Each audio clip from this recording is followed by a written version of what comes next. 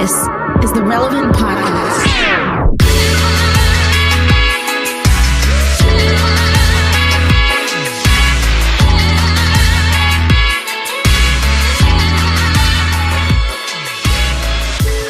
It's Tuesday, March 2nd, 2021, and it's the Relevant Podcast. Man, it's March already.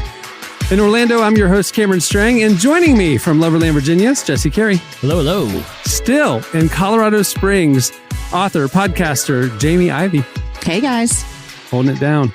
And one more time, Derek Miner is missing this episode because he is in Atlanta shooting music videos for his new album and new stuff. Very excited he's released new music, but we miss him. Sitting in for Derek this week, once again, Relevant Senior Editor Tyler Huckabee. Hey, everybody. So, Jamie, you're in Colorado for a few days, not lovely Austin, Texas. You're thawing out up there in the Rockies. Okay, so very different up there. Very different up there. You got the Air Force Academy. You've got a bunch of Christian ministries in Colorado Springs. Obviously, you got Denver with that conspiracy airport. Yeah. So since you've been there, have you noticed or heard or seen or driven by anything like odd? Because Colorado is full of it, you know? Yeah. So there's something I learned here that I didn't know, and I think you're going to really love this, Jesse. This is like right up your alley, Jesse. Okay. I was told here in Colorado Springs, there is a mountain here that is where the president would go if we became under a nuclear attack. There's like something built into the mountain. And it sounded to me like what that TV show that I watched like 2 episodes of with Michael Scott. It sounded like that a little bit, but is this a true thing? Do you guys know about this? Yes. So there's a couple. Here? There's actually one in West Virginia as well. I think there's more than one. Yeah. There's a couple. It starts with an N or something. He or she is closest to at the time. There was a really interesting podcast. I wish I could remember to credit the creators, but that it was a book. And the way this book was, the author had written the book, the inspiration was he was working in D.C. He was like a journalist in D.C. and he found a card like with a name, like an identification card. And it was very Spartan in the information, but it had directions on the back of this card, right? He couldn't find the owner. He couldn't locate the person, but he did some research and he followed the direction on Google Maps to where it said to go. And it took him out into the middle of the wilderness to a mountain in West Virginia. He started doing some research. It's one of those sites. So there's a couple of these sites around the country where if there was some sort of nuclear disaster, massive natural disaster, political unrest or something like that, and politicians needed to escape, they could go and they could hide in these mountains that are basically carved out and have, years of supplies in them. But there's one in West Virginia. But the reason the guy kind of got interested in this is because he found this card. He eventually found the person who's a security and intelligence official who not that great of an intelligence official. He lost. he literally lost that map to a secret hideout. Oh my gosh, he's fired. But yeah, I think there's one in Colorado. There's one in it's West called Virginia. NORAD right here. Yeah. Really interesting. I thought y'all would think that was cool when I heard about it.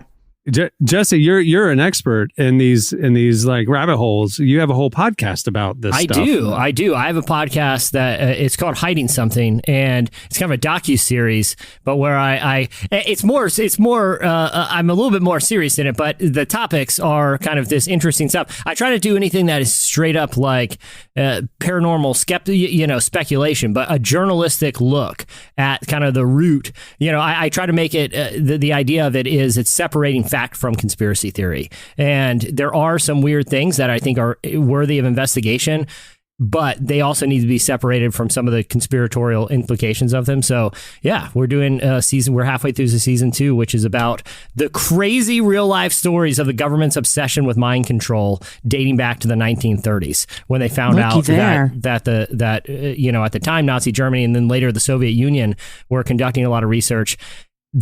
Man, it's a lot of fascinating weirdness that the government's been involved with dating back almost 100 years now. Crazy. It's a really good podcast, Jesse. Oh, thanks, man. You're doing great work on it. Thank you, guys. We have a great show in store for you today. Coming up later, we talk to none other than Hillsong United's TAYA Gokroger. You may know her as TAYA Smith. You may know her as TAYA. You may know her as TAYA, the voice of oceans. Kind of one of the biggest songs ever coming out of Christendom. She talks to us about how God has moved in Hillsong Church, even during online services. The band's new live concert film that captures their sold-out Madison Square Garden concert, and a lot more. If you haven't seen that live concert film, you're in luck. We might have a place for you to go to view it for free. We also have a look at the brand new issue of Relevant, which came out yesterday. If you follow us on the socials, you saw the announcement. If you are on our email list, you got the email. The March-April issue of Relevant is out, and Tyler and I will tell you all about it. That's also coming up, and your feedback. All right, well, stay tuned. Up next, it's Slices. They're like, hey, Mike, you can't keep kicking yourself for the things you say. Like, there's some people that you could never make right. And really, do I want to sweat? No, I don't know why I don't let this go. Hold it inside, let it take control. Tell me what I should have said and not pretend to know that things come out my mouth that I should probably learn to hold back. Why do I expect to have the patience that I don't have? You're listening to Mike Shinoda. The song is Happy Endings featuring Ian Dior and Upsall. Well, today's show is brought to you by BetterHelp. 2020 was interesting, so let's do a mental health check-in. How are you, really? What do you need right now? Therapy can help. Now, what is therapy exactly? It's whatever you want it to be. You can get some tools to help with motivation, depression, anxiety, battling your temper, stress, dealing with insecurity in relationships or at work, whatever you need. It's time to stop being ashamed of normal human struggles and start feeling better, because you deserve to be happy.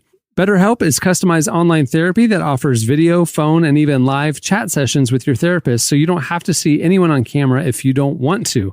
It's much more affordable than in-person therapy, and you can start communicating with your therapist in under 48 hours. Join me and the millions of people who are seeing what therapy is really about. See if BetterHelp is for you, because you are your greatest asset. Right now, Relevant Podcast listeners can get a special deal. You can get 10% off your first month at betterhelp.com/relevant. Again, that's BetterHelp, HELP.com/relevant. Okay, it's time for Slices. All right. Now, I will tell the listener behind the scenes, before we recorded this episode, Jesse was very excited about the slice he's about to bring, to the point that, like, he built up my expectations to a level that I don't know that it could ever satisfy. But Jesse, I'm very intrigued pumped to hear what you bring. Okay. You were I very can't pumped about this. This is very All right, exciting. what do you have, Jesse? All right, guys. This is the first time announcing it to anyone, including my family. Oh my gosh. I'm It feels so considering. excited. I'm considering. I'm considering moving to Pakistan, and here's why. I'm very serious about this. Have you told Dana yet? She has no idea. She has no idea. When she sees me practicing for what I'm about to explain, I think a lot of the pieces will fall into place, but I feel like it's better for her to see what I can do before I make the announcement, because it is a pretty big move for our family. Pretty big. Tyler, did you see this story coming out of Pakistan and their newest law enforcement division? There's Yes. a little bit of a video element to it. Am I thinking There's of the right a thing? very strong video element, which I've watched dozens and dozens of times at this point. So the city of Karachi has a little bit of a problem. It is the most populous city in Pakistan, and there's a lot of people moving out and about every day. And street crime has become a pretty big problem. So pickpocket, I'm talking old school street crime, pickpockets, things like that, okay? What's happening is, because the streets are so crowded, one of the major problems is thieves on motorcycles can grab a purse or grab a wallet, push someone down, we know what bad guys do, and then they kind of scoot through the crowds and they get away. And We've so seen the it in the police, movies. Yeah. yeah. So the police there have decided to unveil a new division, particularly targeting some of this street crime. There are 20 members initially, soon to be 21, because I'm about to send them a video of my own with some of my own skills. It is 20 people right now, and it is a rollerblade theft division. Okay, these are people. They wear all black. They're padded out, and they're concerningly heavily armed, and they're rollerblading around. So Pakistan released a video, evidently to scare the criminals off the streets of Karachi. Look, guys, they need help. They need me. I'm not trying to be like, hey, this country needs like an America. I'm just saying, watch the video and you tell me if I was a criminal, I'd be like, I'm targeting the rollerblade cop areas because they released a video of these guys like gingerly jumping over curves and jumping downstairs while waving a gun around. Like there's a couple times where that fall, when you're on rollerblades and you're about to fall, and like if you're on a skateboard and you fall, it slides out from under you, and it's like watching a cartoon character slip on a banana peel. Feet go out from under you. It looks painful, but it's slightly graceful. You know what I mean? It's like this swoop, one motion down. Ha ha ha. You ever see someone lose their balance on rollerblades? All four limbs start acting independent of each other. Yeah. Okay. Yeah, it's no good. The legs are kind of marching around, slapping the ground like uncoordinated. Arms are literally just like flailing, like all four limbs. Now imagine someone with 2 handguns doing that down the street. That's basically the video that they released of this rollerblade SWAT team. Okay, here is can I read a paragraph? My favorite paragraph from Reuters right up on this. Reuters, the unbiased international news aggregation service, said this. Safety concerns were raised when initial footage of Karachi's unit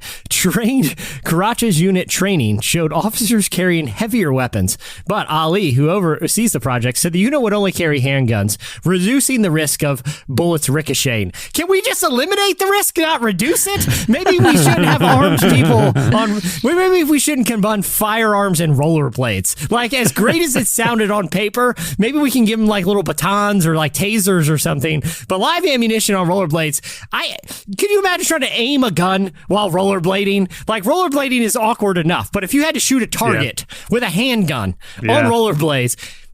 But then I was thinking about what are the tactical advantages, right, of rollerblades? Well, obviously you can move fast, you're pretty nimble. And at first I was like, from a tactical perspective, I don't think it's a bad idea. Then I watched some of the video, and a lot of where they're training is on like in these parks and urban areas that are surrounded by desert and sand and beaches. And it's like, well, if I'm a criminal, I would literally just walk into the sand and be like, you can come chase me on your rollerblades. Good luck in the sand in those. If I run to the grass if I snatch a purse, I run to the grass. What's their move? What are they on? Are they going to sit down and unstrap the Velcro? Like, as soon as I get these rollerblades off, you're going to really. Or they're like, we just need to find a cart path some way around to cut them off. And it's like, you know what I mean? Like, it just, like, on paper, it sounds like a great idea. And these 20 people are arguably the luckiest 20 police officers in the face of the planet. But their training has evidently not involved any rollerblades because none of them look all that secure on their feet. Like, when I'm watching them, they all kind of got the wave. It was almost like they were randomly chosen and be like, hey, by the way, you're going to be a cop still, but you got to wear rollerblades all the time. Like, that's Tyler, what the video looked like. Tyler, you said stairs, but going downstairs is fine. But to get away from you, if you ran upstairs, pretty. But like, Jesse, I'm thinking like this is an Olympic sport in the Winter Olympics where they have like snowshoes on, they have to go shoot and stuff. And it's like, I think that they could develop the skills to be able to shoot and have control with, unusual. I will say this. You did not watch the video. That is evident. I'm gonna be honest. So these 20 cops can just like, at one point they're raising their guns in unit. They're just like inventing weird drills that don't really have any tactical. It's like, all right, we're all gonna. This is a point in the video. They're all rolling down the street in a line and going like 1, 2, 3, up, and raising their guns down, up. Like, what scenario would that be? It's like you're the British Army in like a goofy, like Revolutionary War movie, just walking over the hillside in a line. It's like that's how we're gonna combat the purse thieves on motorcycles. You guys just walking around in a line, pointing guns randomly. It just doesn't. I just don't think they've thought it through. That's all. Yeah. Do you think that this feels like an opportunity for Elon Musk to really revolutionize the game with like all-terrain shoes that you can pop out, rollerblades, or like ice skates, or just run flat-footed? Like there's a technology like here, like Healy type of situation. Yeah, that hasn't been invented yet. That if they run onto grass, boom, you've got lawnmower shoes, and you're just like brrr, like going over the grass like an automatic lawnmower.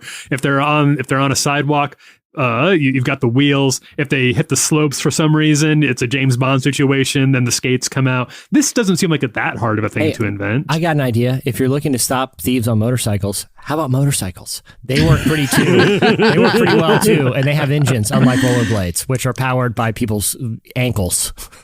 Yeah, I mean, this goes back to bike cops too. I mean, it just seems like unnecessarily wheeled officers isn't the way to go. Right. But for a bike cop, worst case scenario, you jump off the bike. You know, like you just right. You jump you off. ditch the bike and run. Yeah, rollerblades like, hold up, just 1 sec, and then you're like unclipping, and then you're running around in socks. Which honestly, you look goofier than the rollerblades at that point.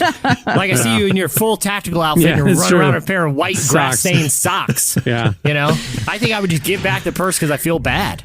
But maybe they're like wheelies, the rollerblades, where like the wheels can just go and they turn into shoes. That's what I thought. Need. That's what I thought too. These are probably special tactical rollerblades. No, these are straight up. These are what like Walmart rollerblades. These are what like grandma who gets a new cool hobby is excited, like the young cool grandma wears. Okay, real talk before we move on to the next one. Real talk. Answer this truthfully. When was the last time you rollerbladed? I want to know the date or the year.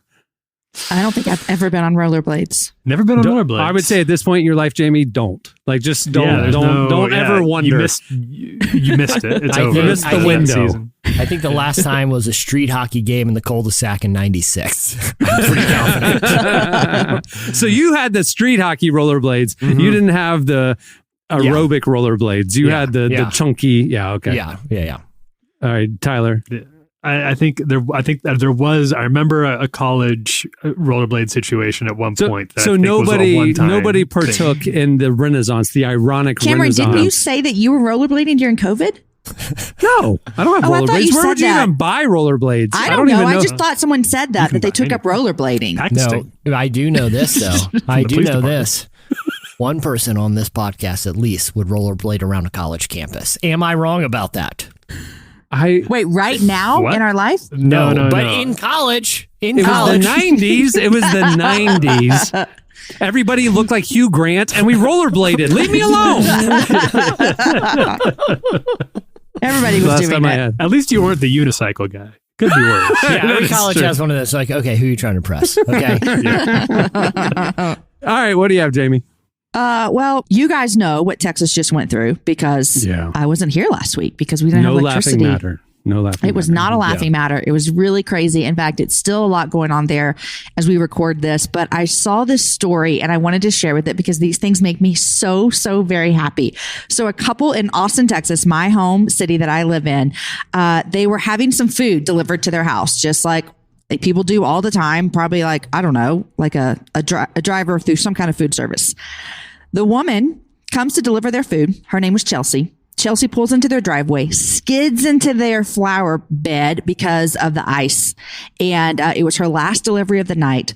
So the couple was like, hey, just come on in and wait while, you call AAA and they'll get there. And then AAA told her, thanks, but we can't get to you, obviously. They invited her to spend the night with them. They made her a steak to eat with them for their Valentine's Day dinner.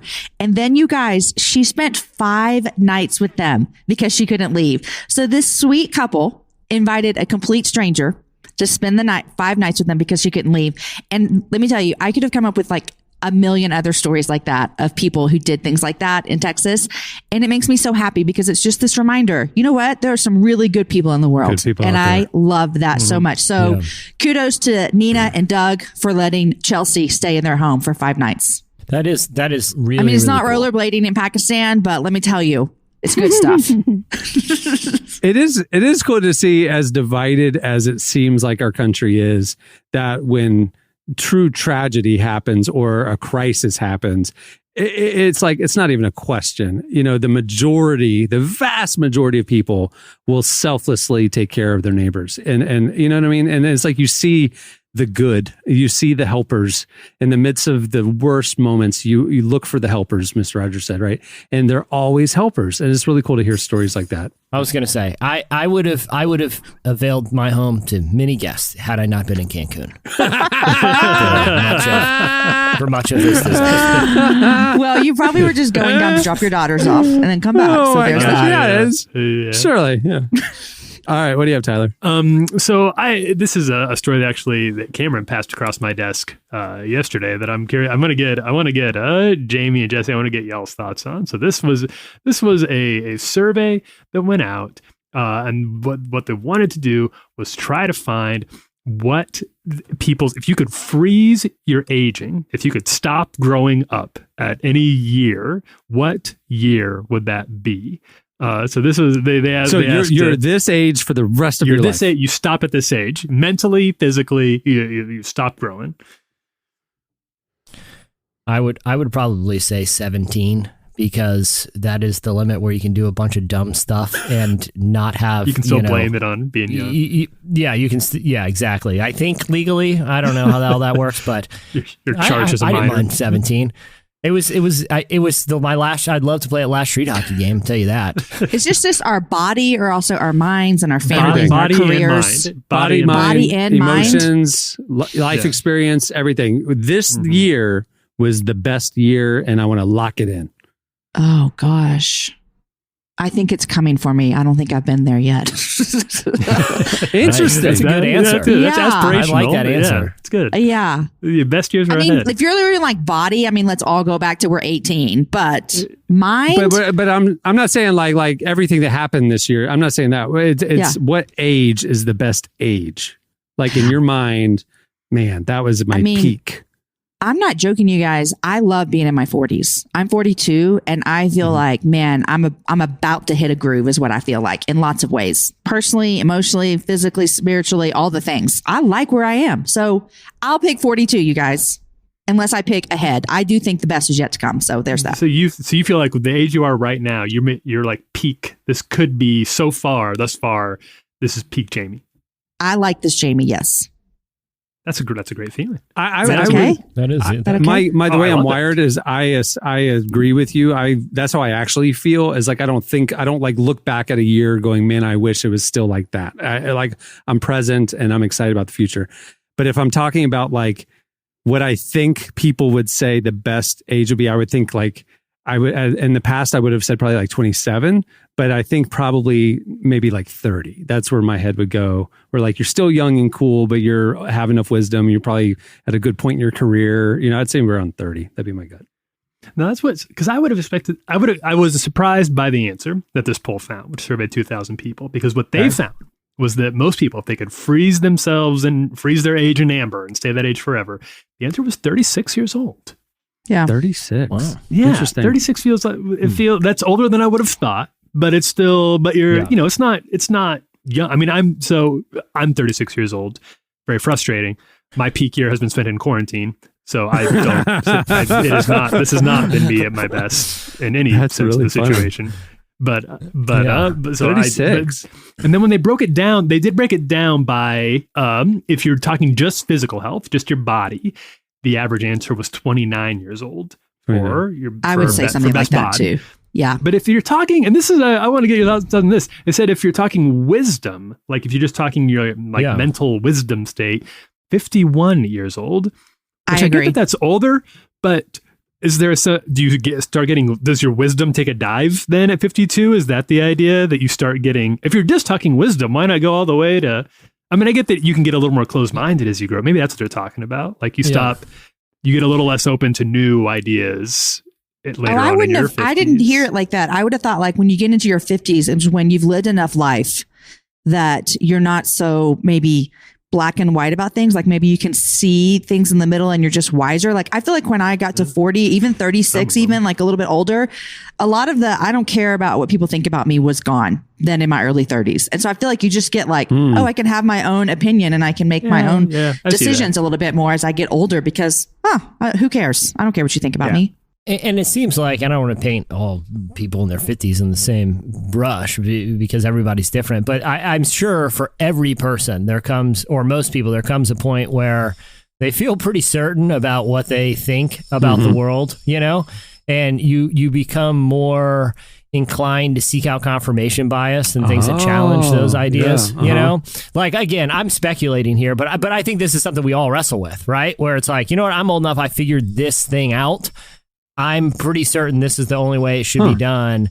And you kind of close yourself off. I'm assuming for different people that, they start leaning into confirmation biases at different ages. But I think everyone will probably have to recognize that tendency in themselves in order to combat it. Because at some point, you're just not interested in it. Doesn't have to be like a dramatic worldview. It could just be like, look, man, I really like this one meal from Taco Bell. I don't care if they redo the whole menu. I'm getting the number 4. You know what I'm saying? But you could scale that out to different things where your world just stops expanding at some point, unless you're proactive. Yeah, I don't want that to be me, though. I want to be proactive about it.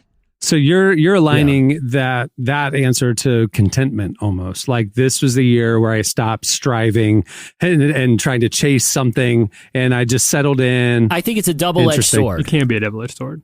Yeah. I think it can make you more content, but I can also think it can make your world a lot smaller, which isn't necessarily a bad thing. But I think there's something cool about discovering new things a lot too. Yeah, agreed.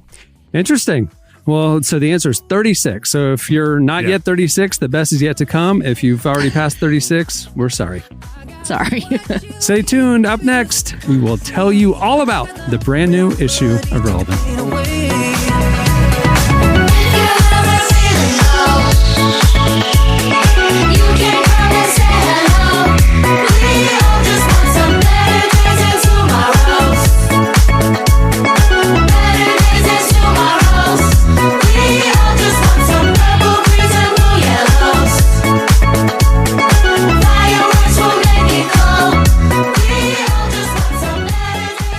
You're listening to Purple Disco Machine. Song is Fireworks featuring Moschina and the Knox. See, the reason why we wanted to have such a pump it up jam is because we wanted you to be smiling and be in the mood for the goodness that is the March-April issue of Relevant. Issue 105 released yesterday, and we are going to tell you all about it. Tyler, this issue, dude. Let me hear it. Blew me away. Blew me away. Okay. Here's the reason. The reason. Listen, dear listener, not only do we have some of the coolest people, some of my favorite people. I'm a huge fan of a bunch of people that are in the issue, but we have probably some of the most substantive. We tackle some of the most substantive topics. Like, I mean, it was just like, okay, we're not pulling any punches this time. So whether you like Relevant for, I don't know, keep you in the know of all of the cool stuff going on, or you like that we cover stuff that other people don't, and we will say things that other people won't, this issue is for you. Hard hitting, and I think it takes topics that people know are kind of substantive and finds like new wrinkles to them. Do you know what I mean? That's something that when because you think, like, you might think that you're pretty up to date on the climate change situation, or at least I thought I did, until I sat down with Ben Lowe, who founded the Young Evangelicals for Climate Change, and talk to him about the current state of the fight against climate change right now. And that conversation just unpacks all sorts of layers and nuances to that conversation, both in terms of how big the problem is and in terms of how diverse the solutions can be. They just would not have occurred to me if I hadn't gotten to talk to some of these experts. And that's what I really enjoy doing as part of the job at Relevant, is when you get into these issues and you uncover new contours to these debates that usually don't make it into some of the mainstream sort of loud shouting back and forth conversations. You know what I mean by that? Yeah. And the thing that was cool is specifically about the climate change article is it's not framed in a partisan way. It's framed in a biblical way, in a life way, and this is a Jesus issue. So, it's not like a liberal or a conservative issue. It's a Jesus issue. And it's interesting to have that kind of unpacked. The issue has Johnny Swim on the cover. Mm-hmm. Now, if you've been listening to the podcast, you heard them a month or two ago talking about some of their new TV shows coming out. We go in depth with them. If you look at the cover shoot and the photos, it's like behind the scenes at home with Johnny Swim. Yeah. And that's kind of the vibe of the story. It's kind of lounging. They have been doing so much during quarantine. They're obviously very public people. They're on the road a lot. They're very comfortable on stage. And then, like everybody else over the last year, they've been very private because they haven't been able to go anywhere. But they've also, at the same time, they're filming this reality show for Chip and Jo's upcoming Magnolia Network. So they've kind of been private and public. It's a very weird tension that few people probably in the country are as equipped to deal with as they are. I always love talking to Abner and Amanda, just two of the best. I got nothing bad to say, but it's not a puff piece, but there's a lot you could puff about those guys. They are so cool to talk to, and I love this conversation. So they, I think they were last on the Print Mag cover 2 years ago, and a lot's changed since then. No, a lot's changed. So we thought we should go catch up with them. For them, yeah, they're just in a whole new stratosphere of their own career arcs right now, as not just singer songwriters, but also as reality TV stars. Honestly, burgeoning reality TV stars. We also talked to one of these actors that any role he's in, he steals scenes. Oh, yeah. He's one of these breakout actors that has been stealing scenes from Atlanta to Knives Out to, just go down Sorry the list. Sorry to bother you. Yeah, Lakeith Stanfield, man, that guy, he first popped up on my radar on Atlanta, where he plays Darius, who's like in a very strange show. He's still the strangest part of the show, right? He's very. He was in that Carlton eccentric. Pearson Netflix movie as well. Yeah. He's the guy. He's just on a very strange trajectory. He's incredibly talented, very sharp actor, very interesting actor, right? He makes a lot of very sort of counterintuitive, unusual choices in his performances, and it works really, really well. Of course, right now he's getting a lot of attention for Judas and the Black Messiah, which he's in with Daniel Kaluuya. Excellent story of look at the story of Fred Hampton and the Black Panther Party. We get to have a conversation. We've got a conversation about what a difficult role it was. I found out with this that he was kind of shooting for the lead for the role that ultimately went to Kaluuya, which was the starring role. But he ended up with the sort of turncoat role. You can read more about why. It's a great conversation. He's the Judas in the Black Messiah. Yeah. Also, we talked to one of my favorite, if not my favorite comedian, Nate Bargatze. Longtime podcast listeners will remember when he was in the studio with us years ago. Jesse and I saw him first in a showcase at South by Southwest, a big comedy showcase, blown away, and stood out that night because not only was he uproariously funny, he was the only clean comedian by a mile. And so Jesse and I were like, who is that guy? Yeah. And he's got to be a Christian. He has to be, right? And so we kind of dug, and then he came in the studio a couple months later, been a huge fan ever since. I would say there are a couple of comedians that went to another level this year, and Nate Bargatze would be one of those. He's had specials on Netflix and just took a huge leap in his comedy career. We talked to him about his story, and if you're not a fan yet, in the piece we have clips of some really hilarious clips from some of his stand-up, so you can get caught up. Also got to, we featured some of the conversation that I had with Rachel Den Hollander here on the podcast a couple of weeks ago after the sexual abuse scandal broke involving Ravi Zacharias. Could not fit the entirety of the conversation that we had onto the podcast here because we just don't have a lot of time, but really wanted to find a place to share more of it because it was so good and so rich.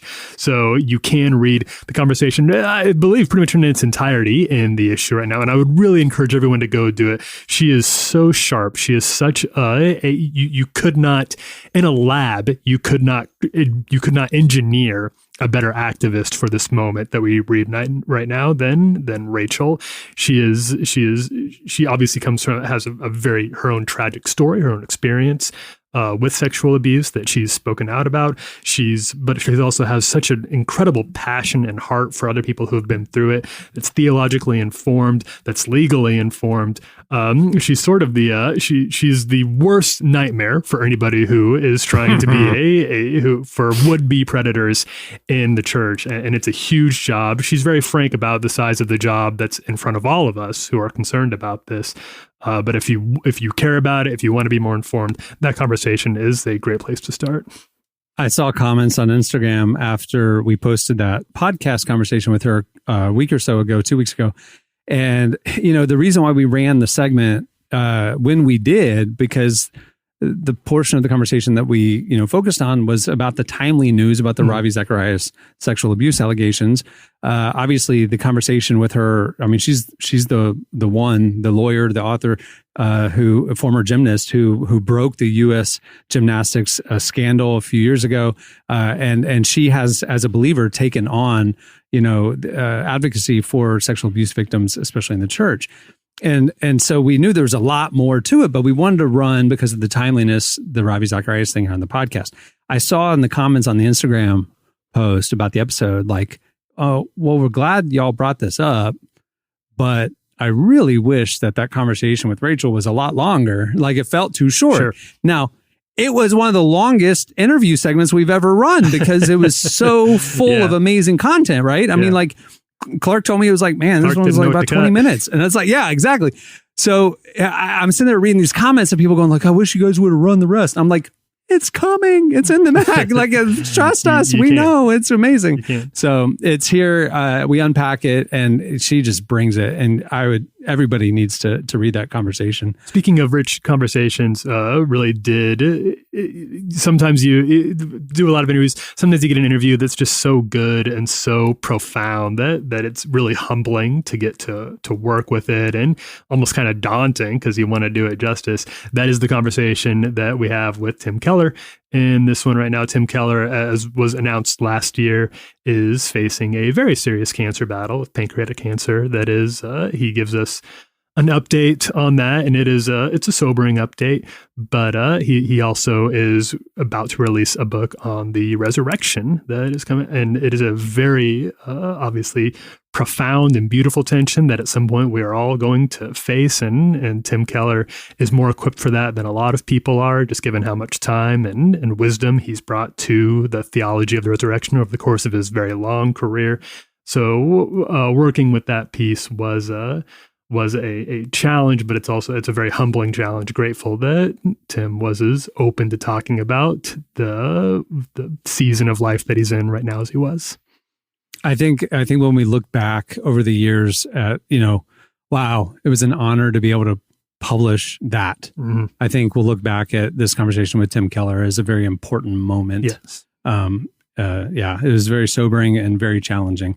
On a different side of the coin, one of the things we like to do at Relevance, talk about like culture change and impact, and like kind of looking at things differently.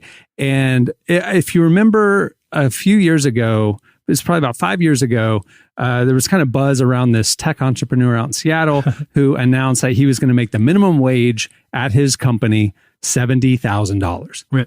That was the minimum wage. And, it was quite the talking point because a bunch of people say, this is socialism. A bunch of people said this is going to do well, or whatever. Well, Dan Price is his name. He's a believer, mm-hmm. and he talks to us not only about that and the 5 years since then, which is fascinating, but also kind of a bold new vision he has for America mm-hmm. as well. So if you're interested in like innovation and culture impact and business and things like that, this conversation with Dan Price is something you don't want to miss. As somebody who is decidedly not like, that's not really my lane, like business chit chat. That's not the Tyler Huckabee beat usually.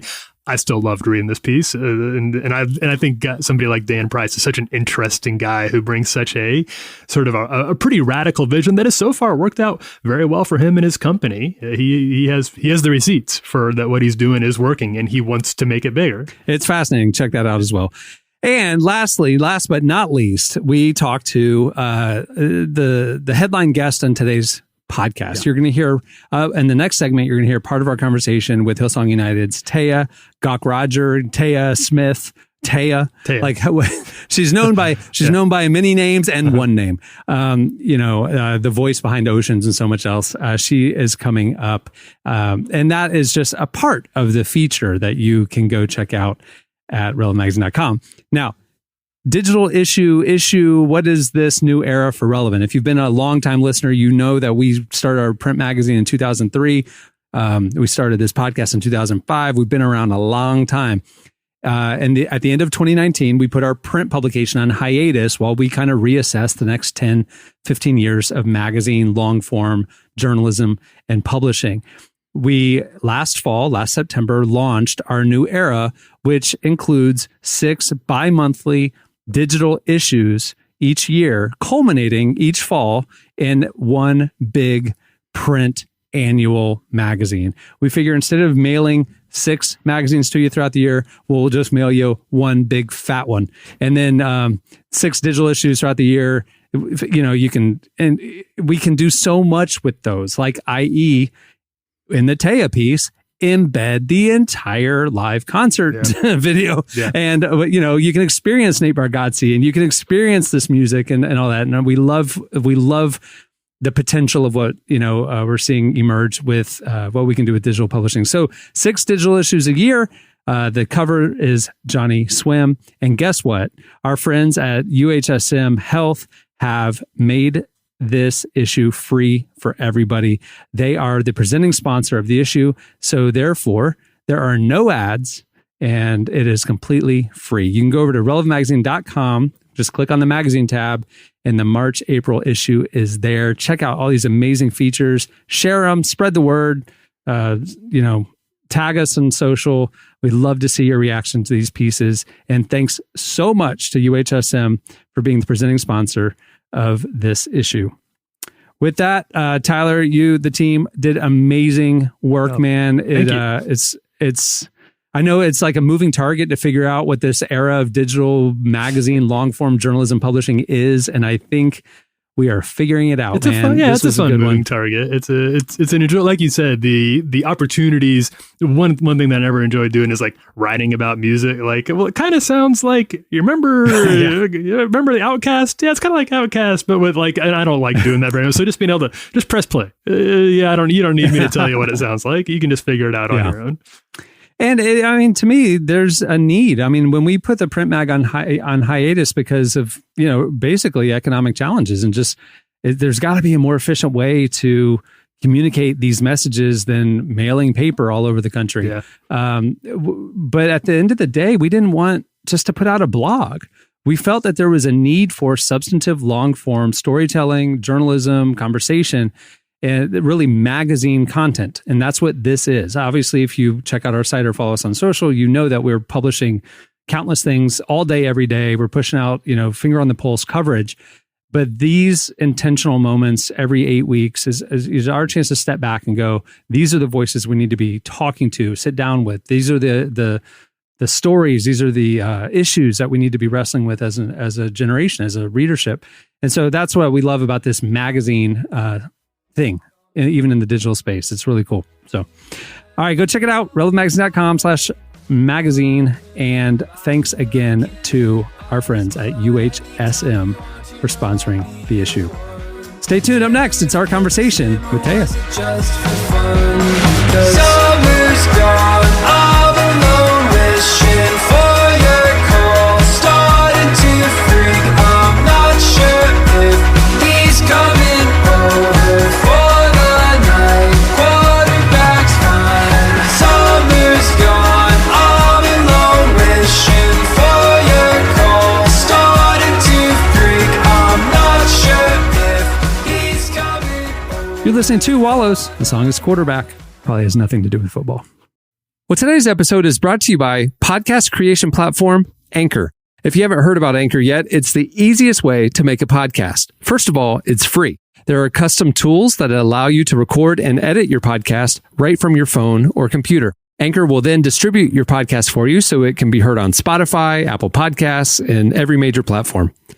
The cool thing is you can also make money from your podcast with no minimum listenership. It's everything you need to make a podcast in one place. Download the free Anchor app or go to anchor.fm to get started. Well, TAYA Gokroger, formerly TAYA Smith, sometimes known just as TAYA, is one of the lead singers of Hillsong United. She made her first debut with the band, leading the song Oceans, not a bad debut, which received the award for Top Christian Song by the Billboard Music Awards and then became an anthem for a generation for years. TAYA sat down with our very own Tyler Huckabee to talk about the band's new live concert film, which just came out, which captures their sold-out final show at Madison Square Garden a couple of years ago. She also talks about how God has moved at Hillsong Church even during the challenge of online services, and how she's continued to see God's work during her last year at home. Here's part of our conversation with Hillsong United's TAYA.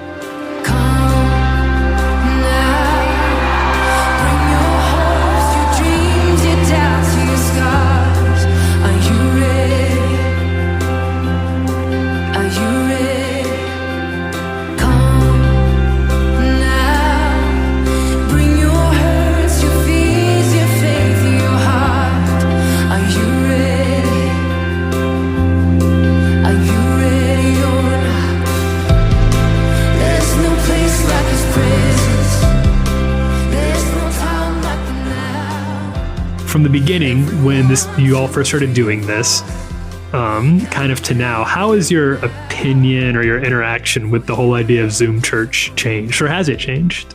No. I don't know, and I don't know if it's because one of my top strengths, actually the top strength is positivity.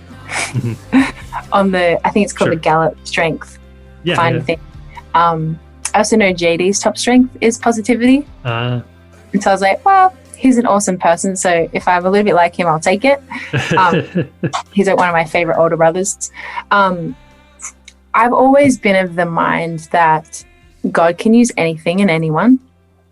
It says in the Bible that he uses the foolish things of the world to confound the wise. I mean, he uses me, and I know how good I'm not. Mm-hmm. And so I've always been of the mind that I will get as much out of a church service, a meeting, a gathering, as much as I want to, depending how much I choose to be attentive, choose to be present. When you get one word from God, just even one, it doesn't have to be a full message. When you get one word from God, that encourages you and that edifies you. And hopefully, just side note, hopefully church isn't just the only thing that people are getting edified by, as in I hope people have a personal relationship with Jesus. Sure. And then not, I don't know, maybe the season was one where it brought back, maybe a bit of the things that we would hide behind, and it kind of revealed our foundations and maybe where we were a bit shaky, or maybe we'd built on something maybe an experience rather than the actual person. Do we go for all these different reasons? And, and I feel that was probably challenging for all of us. I think it just revealed many different, the great revealer, 2020, of what's on the inside and what comes out, for me, I've always, I will get as much out as I want. It just depends how attentive I am, because the Lord's always speaking, and he can, again, use anything and anyone. We've been reaching more people than we have ever reached in the entire time that we have, been Hillsong Church, and in areas that we maybe haven't been able to go and physically put a building. But there have been people that have been connecting in. And so I feel God's been kind in reminding me of what is the main thing. The main thing. We do this to connect people to Jesus. What's his name? Jesus, our redemption, our salvation is in his blood. Come on, loud as we can, we say, Jesus, light of heaven. For as big as Hillsong is, and it's a very, very popular band, it seems like maybe all of you, but you in particular, it seems like have sort of maybe a complicated relationship with having such a public spotlight that you're under an awful lot when you're, whether it's a literal spotlight on stage or even things like this, like we're doing now. It seems like that's been kind of an interesting tension for you to have to navigate. Yes and no, only because it's if we talk about it as in what is the job of a worship leader? A worship leader is to draw attention to yourself, to be hey, mm-hmm. This is where we're looking and this is where we're going. Right. So I think sure, there's that tension, but to be honest, something that's blown me away, even since I moved to Sydney and getting to be a part of our creative team as a whole, I've just laughed at the fact that to be able to lead worship effectively or the way that God wants me to do it, mm-hmm. I actually need him. I need creator, God to be able to worship him. He's so good that he doesn't just leave us to our own devices. And if there's been a time where it's felt like he's fully done his thing, it's because I've been so desperate and knowing I can't do it myself that I've spent time aside away from everybody else, just like going, God, like, what do you want? Please come. Like, so it just makes me giggle a little bit because I just love that. That I need God so much in every little thing, even to like worship him. And I think, I don't know, if he was, you know, just a human, normal person, no divinity, like, I don't know, like maybe we'd leave people to their devices and be like, oh, see what you got. But, you know, he's so good that he's like, no, I got you. I have the best place to take you. And I'm going to give you a little bit of a taste. And, you know, and to be honest, though, like I don't take myself too seriously. I know who I am and I know who I'm not. And I know that God can't bless who you're not. I will always be the second best version of somebody else. And so I don't know. I don't think I like wrestle with it because I know that it's not truly my spotlight. Here I stand, high and surrender. I need you now. Hold my heart now and forever. My soul cries out. Once I was broken, you love my whole heart through. Sin has no hold. I think the thing that I wrestle with is social media. I read this book, which I think a lot of Christians would have read in the last year and a half or 2 years even. I think it's John Mark Comer, and it's the elimination theory. Basically, just little background story. My husband is probably the person who I look up to the most with his relationship with Jesus. He prays like no one that I know of, and then he lives out what he reads.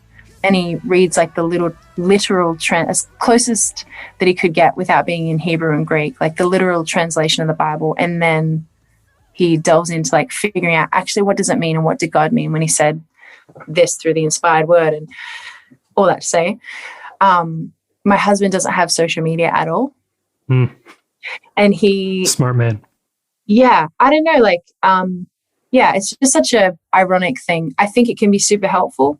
I know for a lot of young people, like I'm just thinking about when Ben and I, by the grace of God, when we have kids, we're going to have to deal with kids that have, that's even if we let them have phones, social media, and just like this, getting this perception of like what people think of you and what you put forward. And like, for example, like, you know, I have however many thousand followers. I don't know these people personally, but the thing is like, I wish I could tell young girls, likes don't mean anything. Comments don't mean anything. Like it doesn't add anything to your life. Actually, I love our senior pastor, Bobby Houston. We call her Mama Dove affectionately. She's filled with the Holy Spirit and very prophetic. But she uses it as a beautiful tool to encourage people. And she, it's never a bad vibe. And it's also really funny. Sometimes she posts photos of a dog and she takes it lighthearted. And, you know, she's not there taking selfies and just being like, I look amazing, but here's a scripture, you know. I don't know. If I'm going to post a selfie, I'm going to be like, I felt good. I know I'm an idiot. And look at the chip in my tooth. Looking for a microphone. Oh, who cares? I don't know. No, that's very, that's a very, I can appreciate how much thought you've had to put into that and how much time and discipline you've had to bring emotionally and mentally and spiritually to figuring out what that life needs to look like for you. And it shows. It really does. It's very apparent. I do want to talk about people, about the album. At what point during all of this was there ever a thought where you're like, I just don't know if we can record an album in a COVID lockdown, or was it always like, yeah, we're going to do something with this time? How did it even come together? Well, I mean, the fact that the whole People tour, you know, it was a couple of legs because we live on the other side of the world. How it was like culminating into Madison Square Garden, sold out. Like, also, that's just crazy. Just PS. I'll never forget. It's amazing. Yeah. I mean, we're a church. No one would have thought that. That it was even a thing or possible, or and I'd gone to concerts, like a concert there, and I was like, wow, this is insane, like amazing. Never thinking, a couple of years later, we're going to be there and we get to worship Jesus and all together.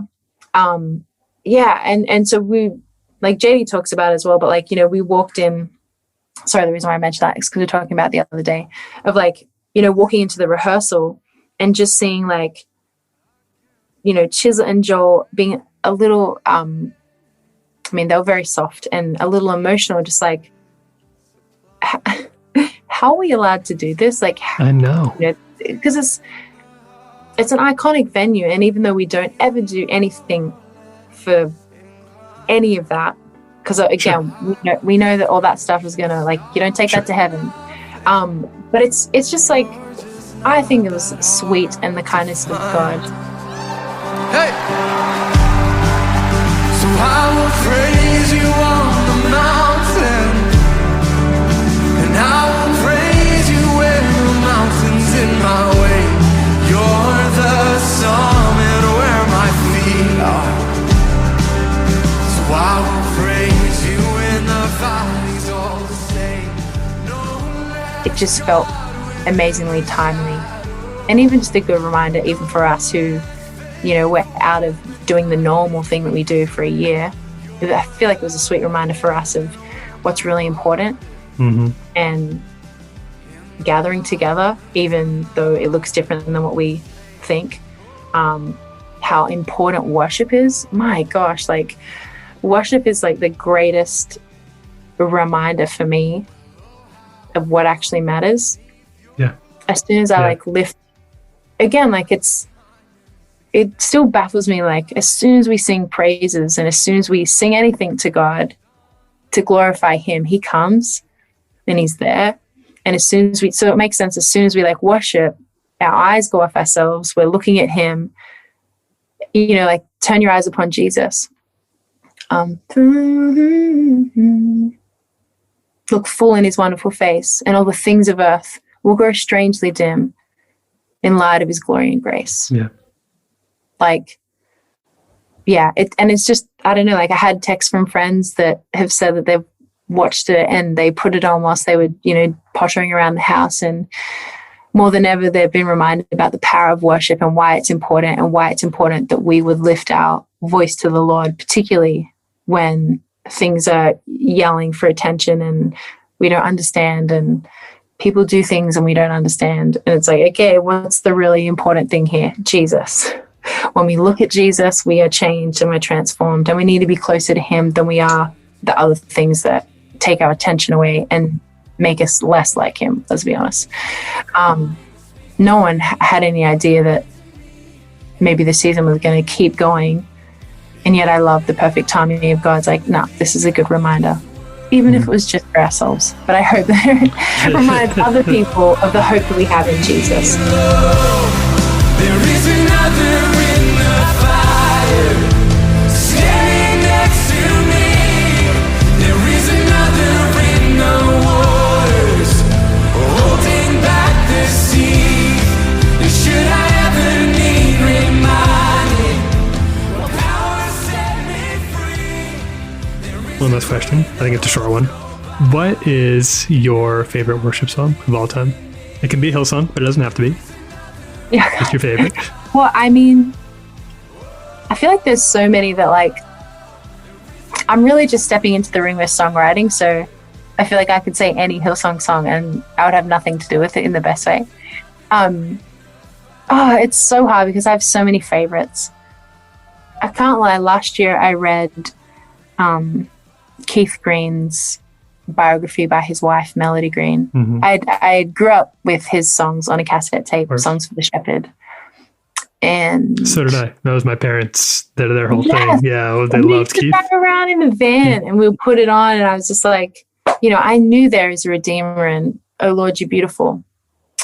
Anyway, I read this book last year and it felt very poignant for just stepping into like songwriting, and it's a whole other layer of like why you do what you do and being okay with being in the wrestle. And how good.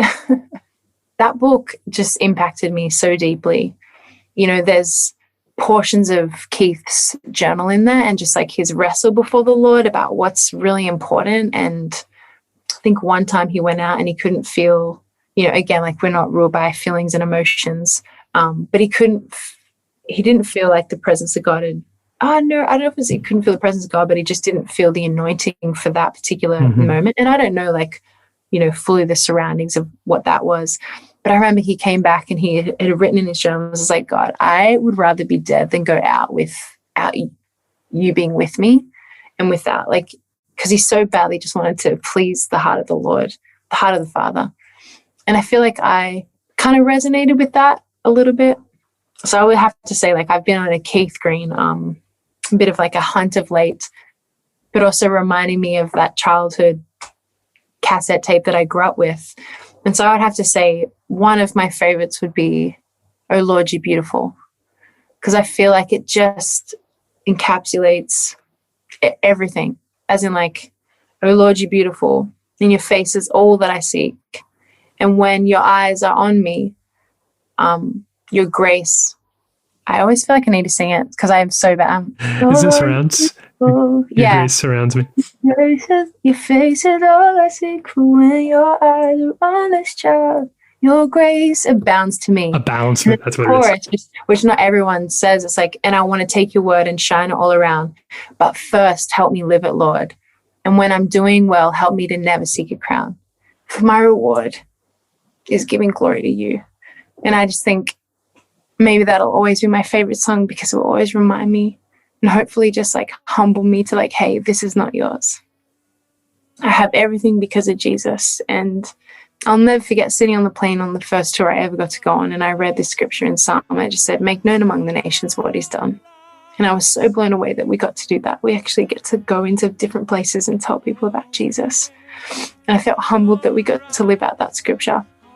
And so I feel like I'll forever love that song, Oh Lord, You're Beautiful, because even in the title, it's all about Jesus. It didn't mention anything about me.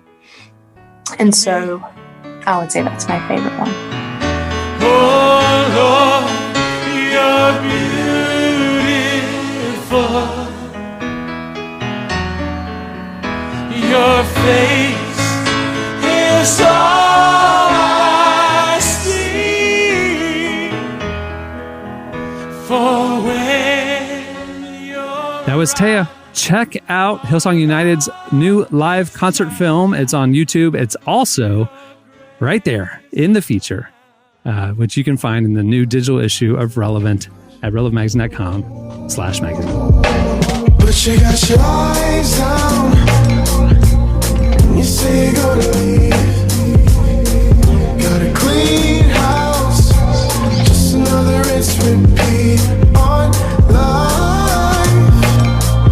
And life. And love. I really miss the feeling. A confidence in silence. The simple things that mean much. You're listening to Cautious Clay. The song is Roots. Love him. Okay, it's time for your feedback. Last week we got talking about GameStop and the crazy stock market being, seen as like a casino and everybody's trying to cash in. A lot of people lost a lot of money. Inevitably, the house always wins, right? So it got us talking about a time that maybe you thought you'd get a quick few bucks and went for it and maybe fell to a scam or a bad MLM beat or something like that. You hit us up on Twitter at Relevant Podcast and also posted on Instagram. Although I will tell you, not that many of you wanted to publicly fess up about times you got swindled. I get it. I get it too, right? When I saw the replies, I'm going, I'm not putting that on the internet. I'm not going to tell about the phone cards in college that we were trying. Or these people haven't realized they've been scammed yet. They're still like, oh, my ship's They're coming in. Hope, Oh, any day now. All right. So here's a few of our favorites. So Bethany said that she's I really wish you would have expounded here, but sometimes a tweet is all you need. She said, I've joined 4 different MLMs and a cult. I am not proud. Well, Bethany. But it seems like you're out on the other side there, Bethany. Well, her Twitter handle might be telling about her zeal for life. Her Twitter handle is I Drink Anarchy. Which is pretty cool. And she also has alien DNA in her bio. So that's another positive sign. But yeah, MLMs, that's another. Years ago, I was helping to work on a story that we actually ran in Relevant. And I think Tyler headlined, great headline called Heaven and Cell, which, has it all, right? Sounds like a Tips Huckabee original. What it's about, but it's got the little double entendre going. But in prepping and researching that story and trying to find people to talk to, I joined a bunch of MLM social pages on Facebook. Oh, no.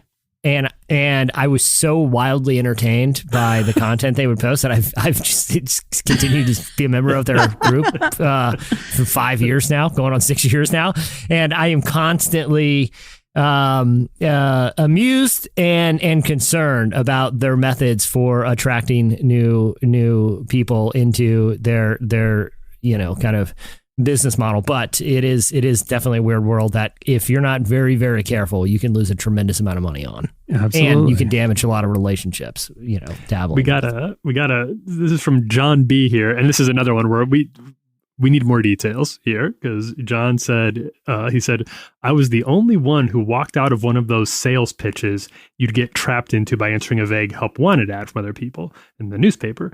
This one was selling water purification pills with a pitch by an overly cheery former tennis instructor and featuring a video of, here's where it gets kind of weird, featuring a video of the president of the company standing on a cliff with 2 sports cars as he angrily dared anyone to say his company was a pyramid scheme or a scam.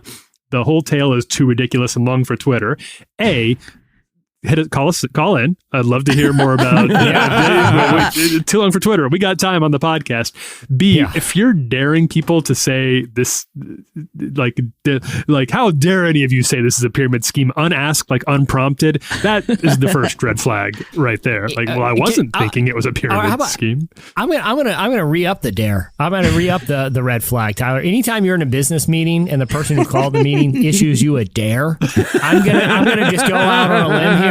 Probably say the meeting's not going well, Or if they're standing off a cliff on 2 sports cars, that's a sign too. Like, hey, I don't know if this is a good thing.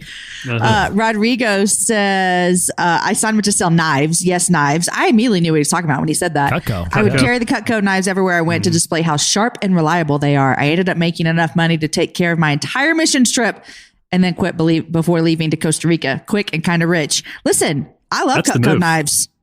Yeah. Come to my door. I'll buy one. Somebody gave me some Cutco knives. They're fantastic.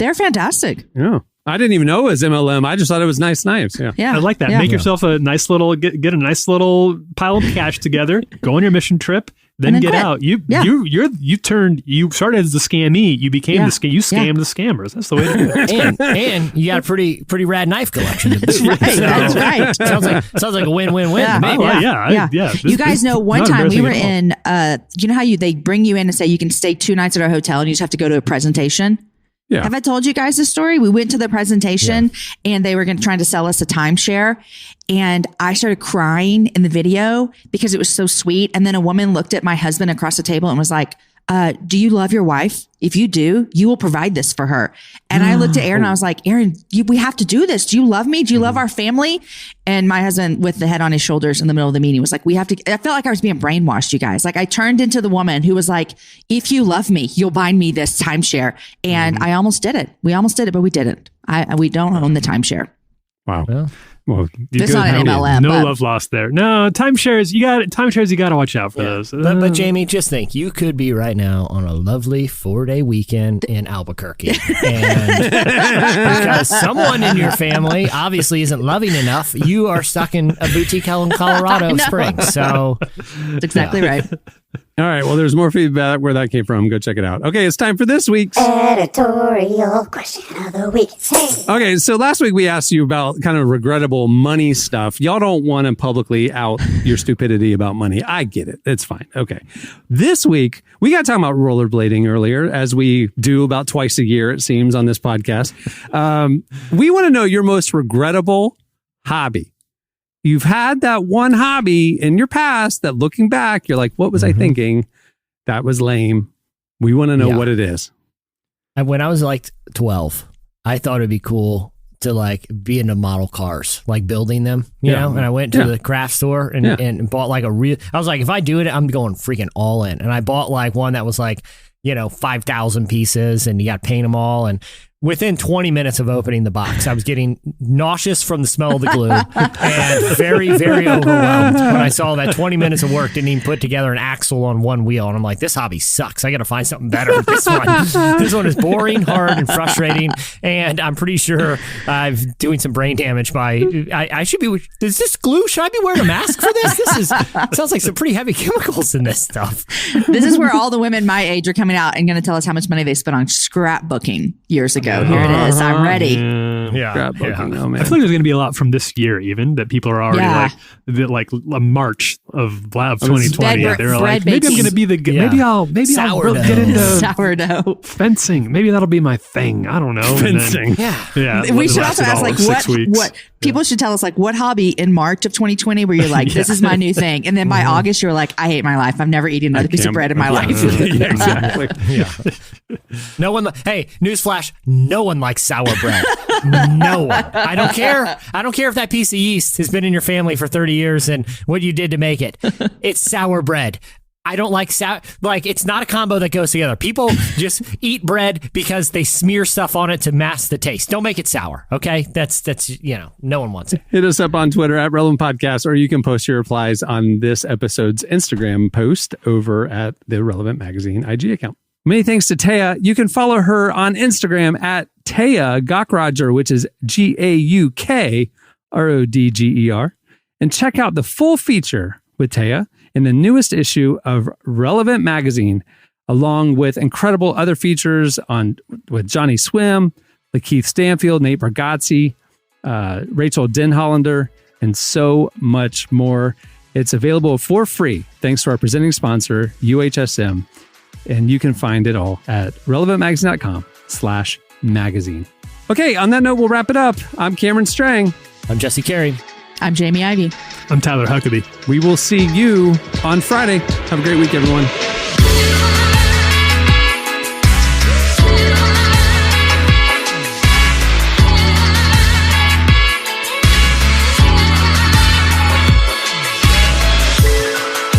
Thanks for listening to the Relevant Podcast. Check out our features, interviews, and news updates every day at relevantmagazine.com. And make sure to follow Relevant on Facebook, Twitter, and Instagram for the latest. For more great podcasts, browse the shows on the Relevant Podcast Network, which you can find at our site. And while you're there, don't miss the all-new era of Relevant Magazine. A new issue releases every other month at relevantmagazine.com.